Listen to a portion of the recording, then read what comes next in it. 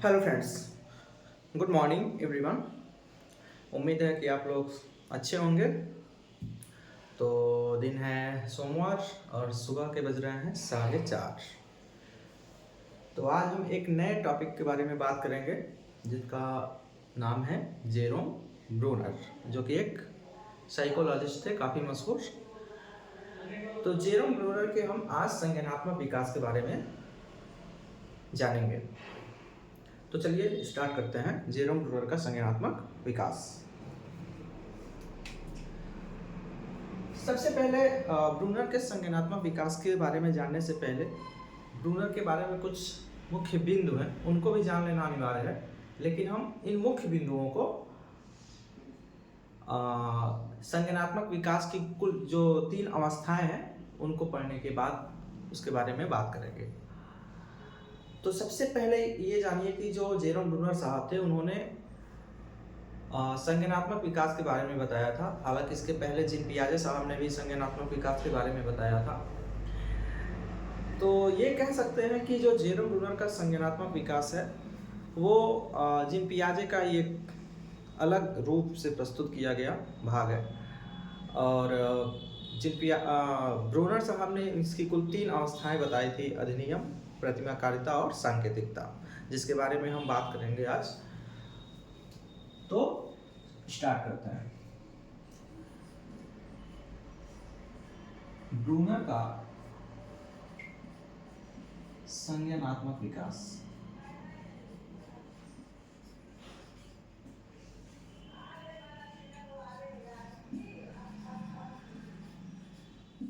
Brunner का संज्ञानात्मक विकास, cognitive development of Jerome Bruner. तो ब्रूनर ने कुल 3 अवस्थाओं के बारे में बात किया था। और सबसे पहला बात ये जानिए कि ब्रूनर साहब ने कुल 3 अवस्थाओं के बारे में बात किया। पहली अवस्था का नाम है उनके इनएक्टिव स्टेज। पहली अवस्था का नाम है इनएक्टिव स्टेज। अभी मैंने आपको बताया कि ये जो सिद्धांत है वो जीन पियाजे का ही एक रूप है। और दूसरा मैंने आपको ये बताया कि ब्रूनर के संज्ञानात्मक विकास की कुल 3 अवस्थाएं हैं: इनएक्टिव स्टेज, आइकॉनिक स्टेज और सिंबॉलिक स्टेज। अच्छा, इनएक्टिव स्टेज को अगर हम हिंदी में बात करें तो इसे हम अधिनियम अवस्था के नाम से जानते हैं। अधिनियम अवस्था के नाम से जानते हैं। और ये 0 से 2 वर्ष के बच्चों के लिए, यानी कि 0 से 2 वर्ष के बच्चे इसमें आएंगे इनएक्टिव स्टेज के अंतर्गत। चूंकि नाम से ही स्पष्ट है कि इनएक्टिव स्टेज यानी अधिनियम, यानी कि बच्चा जो सारे क्रियाकलापों को करेगा वो फिजिकल माध्यम से करेगा, यानी कि हाथ पैर हिलाएगा, आंखों को हिलाएगा या पाँवों को हिलाएगा। यानी कि इसमें सभी जो क्रियाएं होती हैं इनएक्टिव स्टेज में, जो सभी क्रियाएं होती हैं वो फिजिकल माध्यम से होती हैं। यानी कि इसको हम ये कह सकते हैं कि शारीरिक व कामक क्रियाएं इसके अंतर्गत बच्चा करता है। सभी क्रियाएं फिजिकली होती हैं। फिजिकली बच्चा क्या करता है, उसको पूरा करता है। इस अवस्था में ब्रूनर साहब की ये जो अवस्था है, इस अवस्था में भाषा का कोई महत्व नहीं होता है। तो सबसे पहले हम ये लिख दें, या चलिए लिख देता हूँ। पहली बात कि इस अवस्था में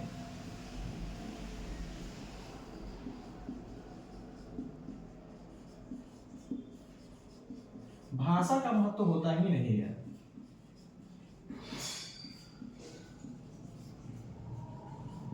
इस अवस्था में भाषा का महत्व नहीं होता है।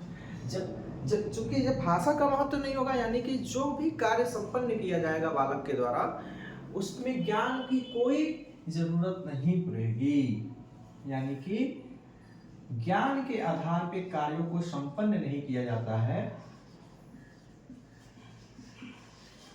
ज्ञान के आधार पर कार्य संपन्न नहीं होता।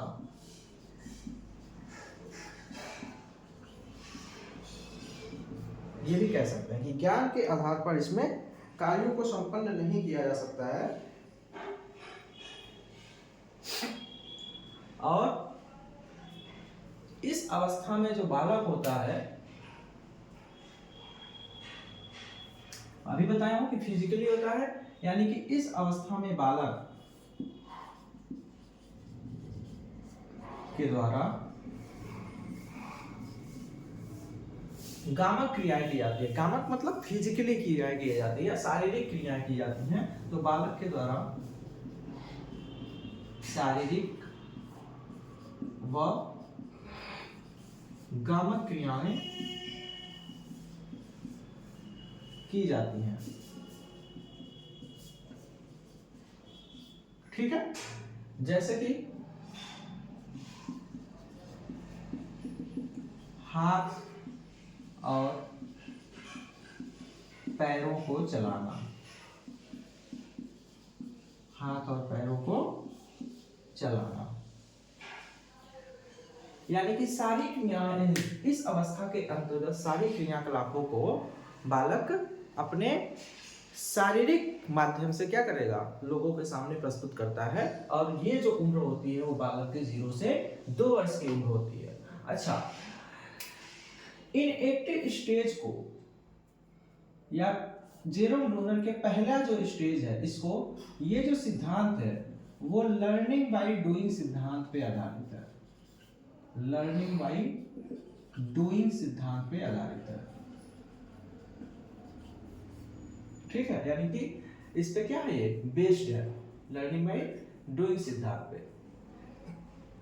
तो उम्मीद है। अच्छा, इस अवस्था में जो बालक होता है वो वातावरण के प्रति सभी क्रियाकलापों को फिजिकली क्या करेगा, संपन्न करेगा। किस स्टेज में, इनएक्टिव स्टेज में, यानी कि अधिनियम अवस्था के अंतर्गत। ठीक है, इसमें ज्यादा कुछ है नहीं, बस इनके जो 3 स्टेज है वही काफी महत्वपूर्ण है, जिसके अंतर्गत ये सीरियल वाइज कभी कभी पूछ लिया जाता है कि अगर बच्चा कोई बच्चा है तो उसके जो संज्ञानात्मक विकास होगा वो किस क्रम में होगा, और ये तीनों अवस्थाओं को दे देता है और फिर पूछ लेता है। या फिर इसमें इस एग्जाम्पल में से कोई पूछ लेगा कि अगर कोई बच्चा है वो हाथ पैर के हिलाकर या फिर आंखों को हिलाकर या पैरों को हिलाकर कोई काम संपन्न कर रहा है, तो वो किस स्टेज के अंतर्गत आएगा, ब्रूनर के। ठीक है, तो पहला जो स्टेज है वो क्या है, इनएक्टिव स्टेज है। ओके, और ये जो पहला स्टेज है ब्रूनर किस सिद्धांत पे काम करता है, ब्रूनर के लर्निंग बाय डूइंग सिद्धांत पे काम करता है। दूसरा चीज हम अगर देखें, दूसरा जो इनकी अवस्था है, दूसरी अवस्था, तो दूसरी अवस्था इनकी जो है वो है आइकोनिक स्टेज। अब आइकन है यानी कि प्रतिमाकारिता, प्रतिमाकारिता अवस्था, प्रतिमाकारिता अवस्था। और ये जो उम्र होती है बालक की वो होती है 2 से 7 ईयर्स, यानी कि 2 से 7 वर्ष। ठीक है, अच्छा, इसके अंतर्गत जो बालक होता है वो अब क्या कहते हैं कि शारीरिक अब वो काम नहीं करेगा, शारीरिक रूप से वो अपनी क्रियाओं को संपन्न नहीं करेगा, बल्कि क्या करेगा, उसकी अपने मस्तिष्क में छाया बना सकता है या फिर प्रतिमा बना सकता है। क्या बना सकता है, जस्ट अ सेकेंड, छाया बना सकता है या प्रतिमा बना सकता है। ठीक है, तो हम क्या कह सकते हैं कि बालक, इस अवस्था में जो बालक होता है प्रतिमा का निर्माण कर सकता है, छाया का निर्माण, ये भी हो सकता है, बात दोनों एक ही हुई लगभग लगभग। यानी कि संप्रत्ययों का निर्माण कर सकता है, संप्रत्ययों का निर्माण कर सकता है। संप्रत्यय मतलब किसी चीज का क्या कर सकता है, छाया बना सकता है। संप्रत्ययों का निर्माण कर सकता है। इस अवस्था में बालक क्या कर सकता है, प्रतिमा का निर्माण कर सकता है, छाया का निर्माण कर सकता है और संप्रत्ययों का निर्माण भी क्या कर सकता है, बालक कर सकता है। ठीक है, जैसे अगर हम एग्जाम्पल के माध्यम से समझें तो कि अगर कोई बालक है और वो किसी गाय को देखता है, तो गाय को देख के अगर वो कोई क्रियाकलाप करता है, हाथ पैर हिलाता है या खुश होता है, हंसता है, तो वो आएगा इनएक्टिव स्टेज के अंतर्गत। लेकिन जब लोगों ने उसे गाय के नाम से पुकारा, तो उसके मस्तिष्क में एक गाय की पूरी प्रतिमा यानी कि छाया बन गया। तो अब वो ये समझ रहा है कि गाय का स्वरूप क्या होता है, तो वो आएगा आइकॉनिक स्टेज के अंदर। ठीक है, जो आइकॉनिक आइकॉनिक स्टेज में बच्चा ध्वनि के प्रति, शोर के प्रति, ध्वनि शोर के प्रति क्या होता है, आकर्षित होता है। ध्वनि के प्रति या शोर के प्रति बच्चा क्या हो सकता है, आकर्षित हो सकता है। और सबसे बड़ी बात कि आप लोग बताइए कि ये अवस्था जीन पियाजे के किस स्टेज के साथ मेल करती है। ये जो अवस्था है वो जीन पियाजे के किस स्टेज के साथ मेल करती है।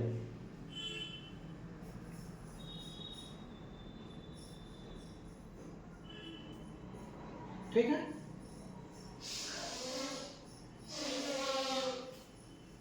तो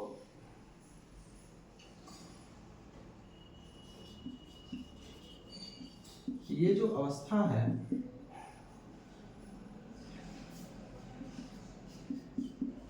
वो जीन पियाजे के पूर्व संक्रियात्मक अवस्था से मिलती है। पूर्व संक्रियात्मक अवस्था से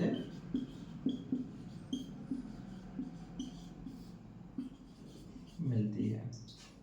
ठीक है, तो मैंने क्या बताया कि मान लीजिए कोई भी गाय है, तो बच्चे ने गाय को देखकर कोई भी शारीरिक व गामक क्रियाएं किया तो वो इनएक्टिव स्टेज में आएगा। यानी कि और अगर वो उसने अपने मस्तिष्क में गाय का पूरा एक छाया बना लिया, यानी कि वो समझ रहा है कि गाय का स्वरूप क्या होता है, तो वो आइकॉनिक स्टेज में आएगा। इसमें ज़्यादा कुछ नहीं है, बस इतना ही है। और अब सबसे महत्वपूर्ण एक और स्टेज है इसका एक और स्टेज है जिसका नाम कहाँ ऊपर लिख देता है।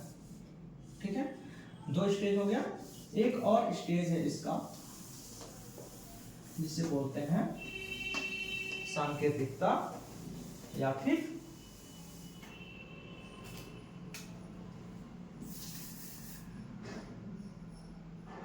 Symbolic stage.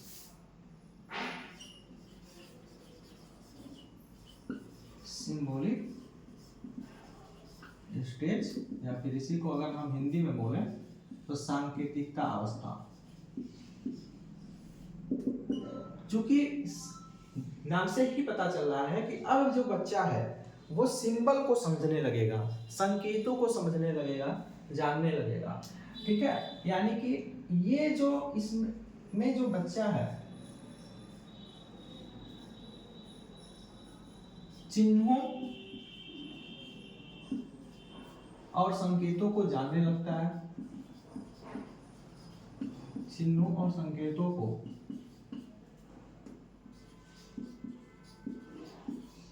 जानने लगता है। ये कह सकते हैं कि ये जो अवस्था है वो जीन पियाजे के फॉर्मल स्टेज से मिलती है। ठीक है, इस अवस्था में बालक भाग, जोड़, घटाव, सभी क्रियाकलापों को संपन्न कर सकता है।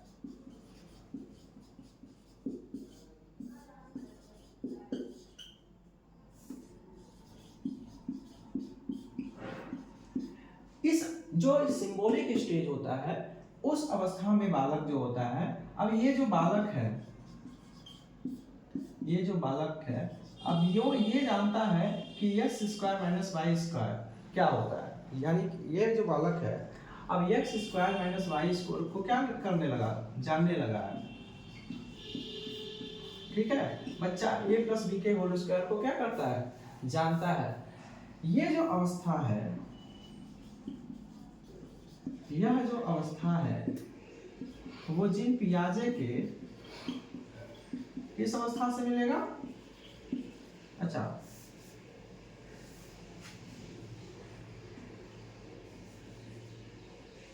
मूर्त संक्रियात्मक अवस्था,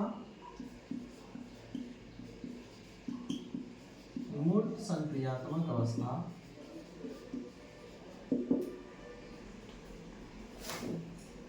एक मिनट,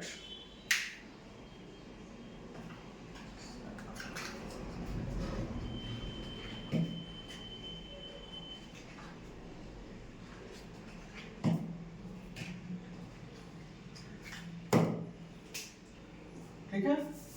मूर्त संक्रियात्मक अवस्था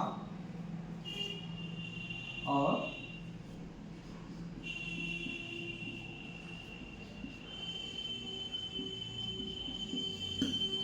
औपचारिक अवस्थाओं को क्या करता है, समझने लगता है। या फिर ये कह सकते हैं कि यह अवस्था जिन पियाजे के मूर्त संक्रियात्मक अवस्था और औपचारिक अवस्था से मेल खाता है। ठीक है, या फिर मिलता है, ये सही रहेंगे, ये सही ज्यादा रहेगा, औपचारिक अवस्था से मिलता है। ओके, तो अभी मैंने क्या बताया कि जो सिंबॉलिक स्टेज है उसमें बालक क्या करेगा, चूंकि नाम से ही पता चल रहा है कि सिंबल यानी कि बालक चिन्हों और संकेतों को जानने लगता है। बालक भाग, जोड़, घटाव इत्यादि क्रियाकलापों को संपन्न कर सकता है। बालक a प्लस बी के होल स्क्वायर को जानता है। बालक अब किसी एंगल को निकालना जान सकता है, त्रिभुज के तीनों कोणों का योग अगर उसे जैसे कि 180 डिग्री होता है तो उसे अगर एक एंगल नहीं दिया हो तो अब उसे उस एक एंगल को क्या कर सकता है, फाइंड कर सकता है। यानी कि बालक इसमें ये कह सकते हैं कि अमूर्त चिंतन करने लगता, अमूर्त चिंतन कर सकता है। ठीक है, और ये जो अवस्था होती है वो होती है 7 से 15 वर्ष, सिंबॉलिक स्टेज। ठीक है, ये जो अवस्था होती है वो 7 से 15 वर्ष होती है।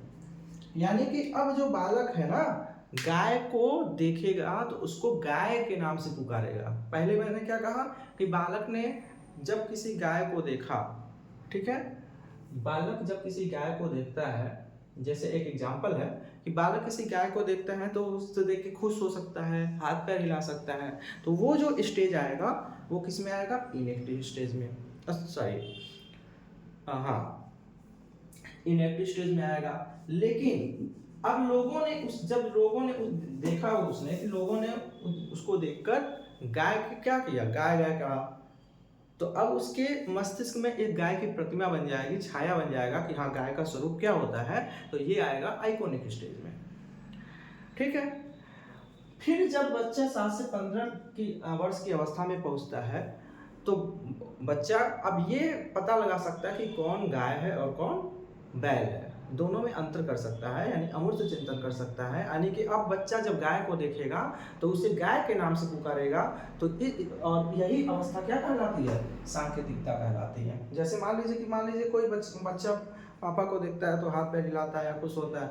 फिर अगर किसी फोटो या फ्रेम वगैरह में अगर उनको देखेगा तो वो क्या करेगा, पापा पापा ऐसे कहेगा। ठीक है, इसका तो वो आइकॉनिक स्टेज में आएगा, क्योंकि उसके जो मस्तिष्क है उसमें अब पापा का क्या बन चुका है, छाया बन चुका है। ठीक है, अब 2-3 चीजें हैं जेरोम ब्रूनर के बारे में कि ब्रूनर साहब को एक वर्ड होता है स्कैफोल्डिंग,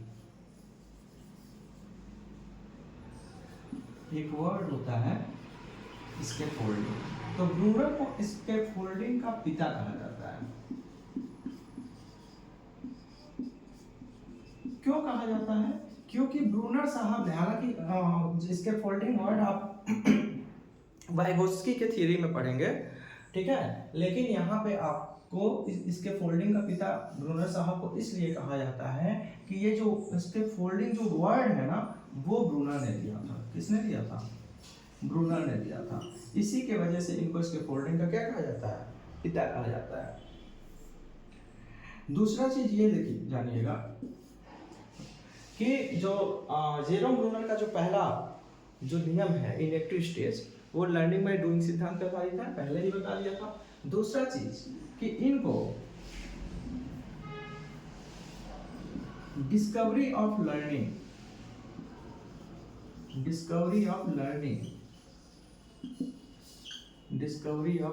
का पिता कहा जाता है। ठीक है, यहाँ डिस्कवरी ऑफ लर्निंग की बात कर रहा हूं मैं, डिस्कवरी मेथड की बात नहीं कर रहा हूं, क्योंकि जब बात और डिस्कवरी मेथड की होगी, तो वहां पे आर्मस्ट्रांग आ जाएंगे। लेकिन यहाँ बात किसकी हो रही है? डिस्कवरी ऑफ लर्निंग की बात हो रही है, अन्वेषक के पिता। ठीक है, तो ब्रूनर के इस संज्ञानात्मक जो विकास है उसको क्या कहा जाता है? डिस्कवरी ऑफ लर्निंग का पिता कहा जाता है। अच्छा, तीसरा चीज ये देखिएगा कि जो भारत सरकार द्वारा एनसीएफ 2005 आया था, वो इन्हीं ब्रूनर के सिद्धांत पे ही क्या है? बेस्ड है। एनसीएफ 2005 आया था, वो ब्रूनर के सिद्धांत पे ही क्या है? बेस्ड है। ठीक है,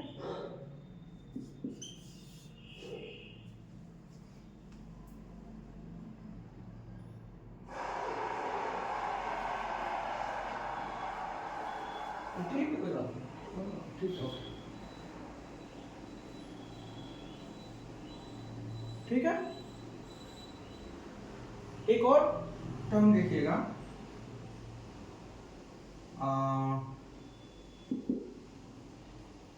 हाँ, इनको इंक्वायरी मेथड, इनका ये जो संज्ञानात्मक विकास है, इसको इंक्वायरी ऑफ मेथड के नाम से जानते हैं, या इंक्वायरी ऑफ मेथड कह सकते हैं। ये जो संज्ञानात्मक विकास है इनका, तो इंक्वायरी ऑफ मेथड के नाम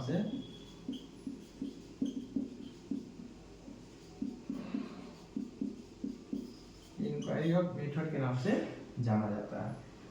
ठीक है, अच्छा, एक चीज और देखिए, जो जेरोम ब्रूनर साहब है ना, ब्रूनर साहब ने, अगर हम जीन पियाजे से इनका कंपेयर करें, तो जीन पियाजे ने वातावरण पे अधिक बल दिया है। बालक के संज्ञानात्मक विकास में जीन पियाजे ने वातावरण पे अधिक बल दिया है, लेकिन ब्रूनर साहब ने संज्ञानात्मक विकास में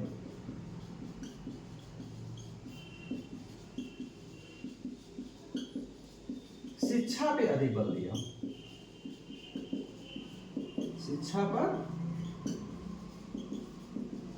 अधिक बल दिया है।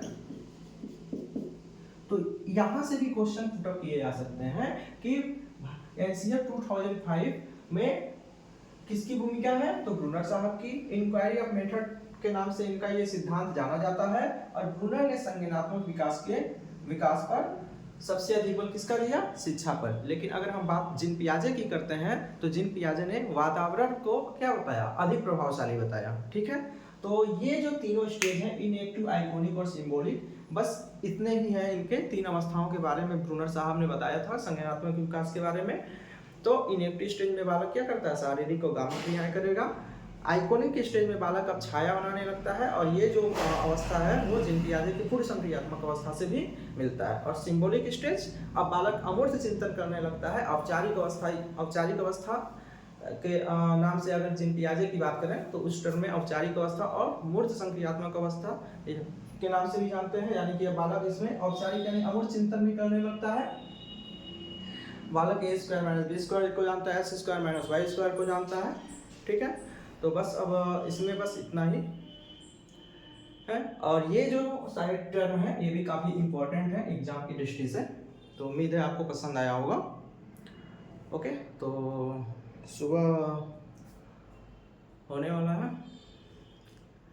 तो मस्ती में रहिए, सुबह उठिए, वॉक पे जाइए। थैंक यू, क्लास यहीं पे ओवर करते हैं। ओके।